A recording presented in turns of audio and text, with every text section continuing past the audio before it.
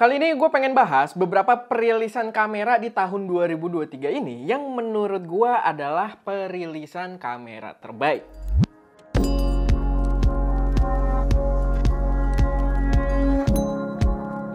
Halo semuanya, selamat datang di channel SM Media dengan gue Erwin. Dan pada video kali ini gue pengen membahas dan juga mungkin merecap gitu ya beberapa perilisan kamera yang menurut gue adalah perilisan kamera terbaik yang hadir di tahun 2023 ini. Dan semoga aja video ini bisa jadi referensi juga buat teman-teman semua yang mungkin lagi pengen beli kamera baru. Dan ya semoga bisa jadi pertimbangan yang tepat buat kalian. Dan gue harus ingetin dulu, video ini berdasarkan opini gue pribadi gitu ya. Jadi ya gue akan support by data juga, tapi ya mostly adalah opini gue pribadi. Dan kalau misalkan kalian punya opini kalian sendiri atau ada yang bertentangan dengan apa yang gue sampaikan di sini, boleh banget kita diskusikan, boleh banget kalian juga taruh rekomendasi kalian di kolom komentar. Tapi sebelum masuk ke pembahasan kameranya sendiri, gue pengen ngingetin dulu kalau lomba foto bulanan yang berhadiah kamera mirrorless itu udah ada lagi di bulan Desember ini. Dan hadiahnya itu jadi semakin gokil karena sekarang Sony A74. Kalian kalau menang lomba Crutcher yang Desember ini, kalian mendapatkan kamera profesional full frame Sony A74.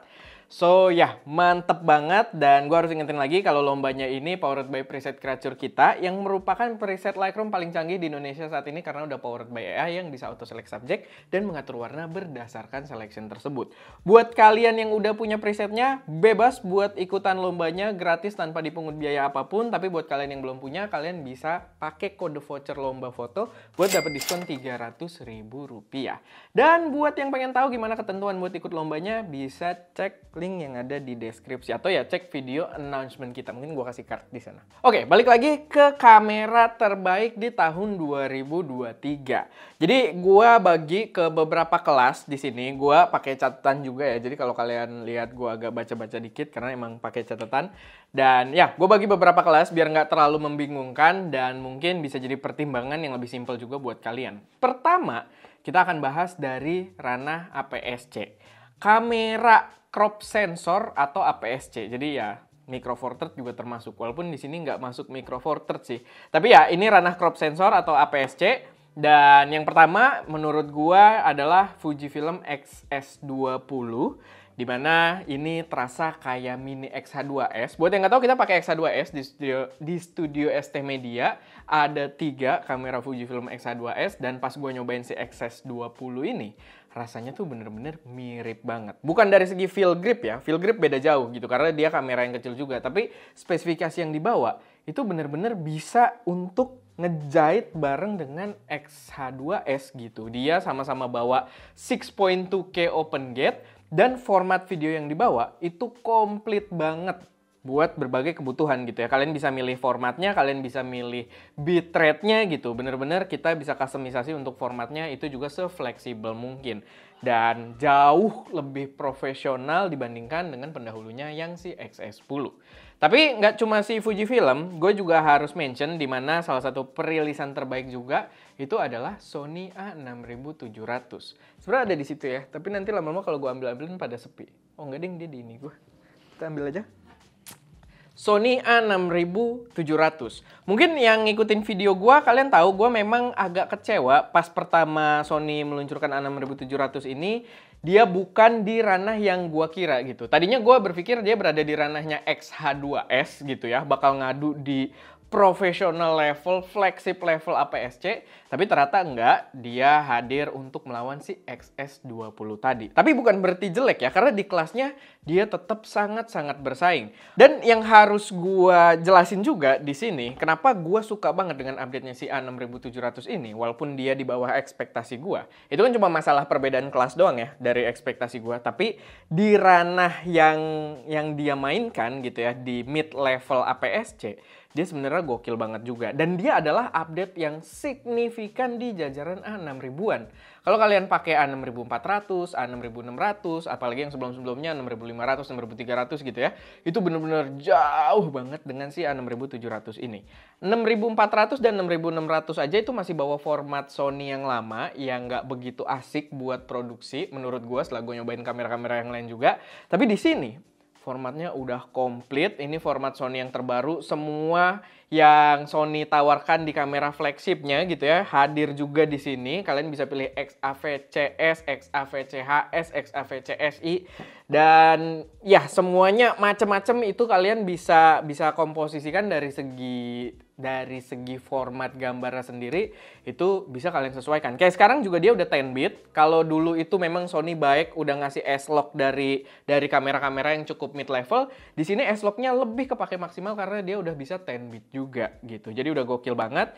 Dia juga bisa 4K slow-mo, walaupun ya ada beberapa pembahasan soal 4K slow-mo-nya yang gua ujung-ujungnya nggak begitu pakai, tapi dia bisa capable kalau kalian lagi butuh banget nih pengen ngambil slow motion siang-siang yang extreme slow motion banget. Sama yang gokil dari semua kamera yang gue coba-coba sebelumnya, dia mungkin gue juga nggak tahu, dari segi Lumix gue udah nggak begitu paham, tapi kayaknya setahu gue dia adalah kamera paling murah saat ini yang udah bisa import LUT gitu. Kalau kalian doyan dengan color grading, kalian punya personal LUT kalian sendiri dan kalian pengen terapin di kamera ketika kalian ngerekam log profile langsung warna yang settingan kalian nongol di situ, kamera ini bisa. Dan itu jelas membuatnya cukup superior di kelasnya. Lanjut kita masuk ke ranah full frame, yang mungkin untuk beberapa orang ranah yang benar-benar profesionalnya gitu ya. Dan untuk ranah kamera full frame sendiri cukup unik, karena yang pertama gue itu demen banget, yang menurut gue perilisan terbaik adalah Nikon Z8. Karena gue udah kepincut sama Z9-nya di Nikon gitu ya, dan gue belum sempet cobain si Z9 dengan proper. Kemarin malah muncul yang Z8 dengan spesifikasi yang mirip dengan Z9, tapi dengan ukuran yang dipangkas dan juga harga yang signifikan lebih terjangkau. Emang dengan ukuran lebih kecil kita akan kompromi soal baterai life, tapi menurut gue nggak apa-apa karena di bawahnya jadi lebih enak atau lebih friendly lah gitu ya. Sama speknya tetap gila cuy. Dia udah stack sensor, dia nggak bawa mechanical shutter, dia stack sensor 45 megapiksel.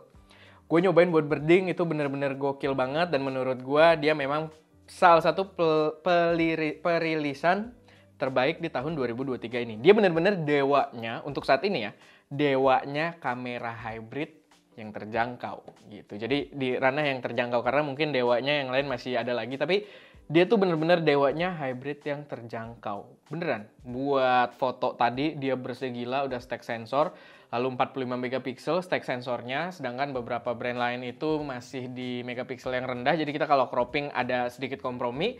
Dan untuk videonya dia juga nggak main-main, dia bawa Nikon N-RAW, dan Nikon itu kalau kalian nggak tahu sempat adu lawsuit dengan Red Cinema karena membawa spesifikasi video RAW yang kurang lebih komposisinya mirip-mirip dengan kamera Red gitu, dan Nikon menang tapi waktu itu. Jadi bener-bener feature yang gokil banget, kita udah cobain juga, dan itu salah satu kamera terbaik di tahun 2023 ini.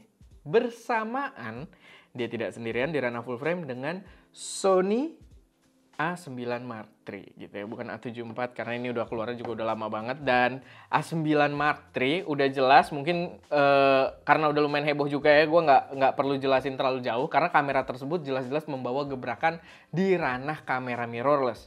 Dia adalah kamera mirrorless pertama yang hybrid gitu ya, dan dia membawa global shutter layaknya kamera-kamera cinema gitu. Dan ternyata di beberapa pembahasan juga ada yang bilang nggak cuma untuk video doang benefit global shutter, sedangkan untuk fotonya pun ternyata nggak main-main benefitnya. Ya gue sih berharap nanti Sony bakal ngasih gue kesempatan buat nyobain ya. Gue nggak tahu sih mereka udah maafin gue atau belum, tapi ya udahlah gitu ya. Kalau misalkan dipinjemin silakan taruh aja gitu. Kalau misalkan enggak ya udahlah, nanti kita cari cara ya buat review kameranya. Tapi ya itu adalah salah satu kamera yang menurut gue gebrakan banget juga, dan dia adalah gebrakan yang bener-bener berada di ending tahun gitu ya. Jadi bener-bener berita yang gokil banget. Selanjutnya adalah di ranah kamera action atau kamera aksi, dan gue yakin kalian tahu apa yang pengen gue sampaikan di sini, yaitu adalah sepi lama-lama raknya ya, Insta360 Ace Pro. Ini bener-bener gokil banget. GoPro sama DJI itu di tahun ini upgrade-nya lumayan minim ya. Kayak DJI itu, kalau kalian nonton video gue waktu announcement-nya DJI, gue ada beberapa kali menyampaikan di trailernya si DJI ini, Itu banyak banget fitur yang wah. Tapi fitur-fitur tersebut sudah ada di iterasi sebelumnya. Udah ada di Osmo Action 3 gitu loh. Jadi terlihat kayak bingkisan baru, tapi padahal itu udah ada di Osmo Action 3. Jadi ya dia nggak terlalu banyak, walaupun masih mending DJI sih. DJI atau DJI. Itu sensornya kemarin jadi lumayan gede, jadi 1/1,3 inch gitu ya. Mirip sama si Insta ini sebenarnya, tapi ya itu jadi improvement yang paling besarnya. Sensornya dia ganti jadi lebih gede. Sedangkan GoPro, di GoPro Hero 12 itu bener-bener bullshit banget menurut gue gitu ya. Dia bener-bener nggak ngadu, inovasinya jelek, dan waktu GoPro Hero 12, entah kenapa itu pertama kali GoPro ngeluarin video announcement dengan durasi yang lama, 10 menit. Kayak dia tuh 10 menit ngebelain kenapa kameranya bagus gitu. Padahal selama ini GoPro tuh keluar trailer ya udah, semenit, 2 menit orang udah wah, di 12 kayak kita sampai dijelasin gitu kenapa kameranya bagus dengan video berdurasi yang sangat panjang.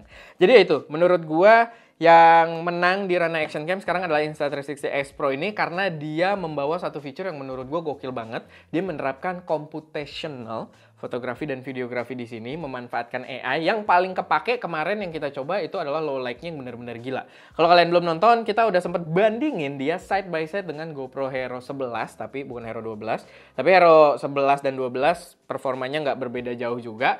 Jadi ya masih sangat valid gitu ya. Dan di sini bener-bener yang GoPro tuh udah kayak nggak ngelihat apa-apaan pas gua ngomong gitu ya. Kita ngetesnya waktu lagi camping, dia bener-bener terang banget. Dan itu memanfaatkan AI yang uniknya. Jadi dia kan bisa sambil kita lihat selfie ke depan gini karena mekanismenya unik juga. Kalau kita lihat langsung dia noise. Cuman dia langsung mengaplikasikan AI sehingga di hasilnya itu jauh lebih bersih dari pas kita preview ketika record gitu. Jadi menarik banget, computational banget yang menurut gua ini jadi gebrakan juga yang gua harap itu bisa hadir di kamera-kamera lain di masa mendatang. Jadi ini gebrakan yang bagus dari Insta360. Yang menang ini, cuma gue mau mention aja Insta360 yang Go 3 itu juga kamera cakep kan. Dan kemarin belum lama sebelum video ini gue buat, dia bikin yang versi hitamnya. Sangat-sangat menggoda gitu ya. Tapi ya, untuk ranah action cam tetap yang menangnya adalah yang si S Pro ini. Selanjutnya di ranah kamera vlog compact. Dan ini memang gue taruh di bagian paling akhir. Karena secara update, ini adalah update yang paling gila dari semua kamera yang gue sebutin tadi gitu ya. Emang beda level ya, beda level. Gue nggak bilang global shutternya Sony A9 Mark III kalah juga, cuman ini bener-bener pas banget gitu dengan para kreator kebanyakan. Yaitu adalah DJI Osmo Pocket 3. Ini bener-bener kamera yang gokil banget yang menurut gue worth it banget buat kalian pertimbangin. Apalagi sekarang memang kameranya goib ya. Kalau misalkan kalian ada bisa pre-order dengan toko-toko kesayangan kalian kayak di Fokus Nusantara atau semacamnya, silahkan pre-order. Karena kamera tersebut gue yakin kalau stoknya nggak banyak bakal segera goib lagi. Itu bener-bener kamera yang gila banget. Dia update-nya sekarang pakai sensor 1 inch, pakai sensor yang cukup besar yang membuat gambarnya itu lumayan bokeh dan kuat buat low light. Dia juga pakai lensanya pakai bukan gede ya, karena dia kan mungkin mekanismenya juga kameranya sendiri modulnya lumayan gede dibandingkan iterasi sebelumnya. Jadi dia bisa pakai lensanya itu f2, bisa dapat cahaya yang cukup gede juga gitu ya. Dia udah built-in gimbal, kalau misalkan kita gerak-gerak dia lumayan stabil.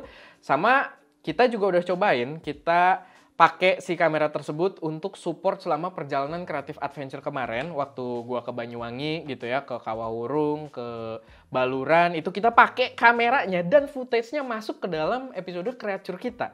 Karena footage-nya cakep gitu. Footage-nya cakep banget, termasuk pas kita coba low light-nya, tuh kalau kalian nonton yang Kawahurung, itu kelihatan banget langitnya udah mulai ungu gitu ya, golden hour gitu, itu kelihatan dan gambarnya bersih banget.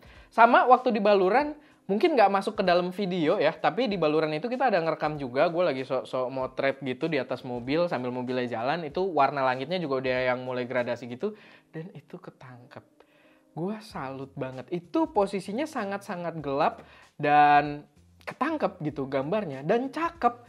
Jadi menurut gua buat kalian konten creator yang pengen kualitas cukup bagus tapi nggak mau terlalu ribet juga, atau kalian mungkin single shooter, single creator gitu ya. Kalau kalian lagi pengen jalan-jalan sendiri aja tapi pengen bikin konten yang tetap kelihatan bagus dan profesional, menurut gua DJI Osmo Pocket 3 ini adalah pilihan yang tepat. tepat.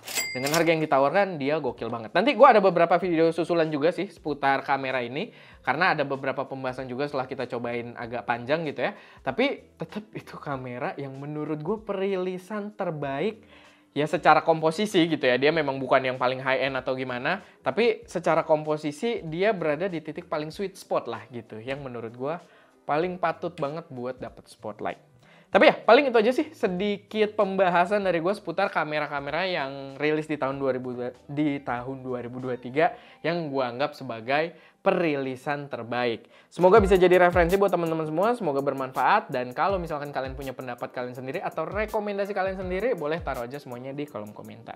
Oke, itu aja. Gue Erwin, di belakang kamera ada Ska, dan jangan lupa untuk berkarya.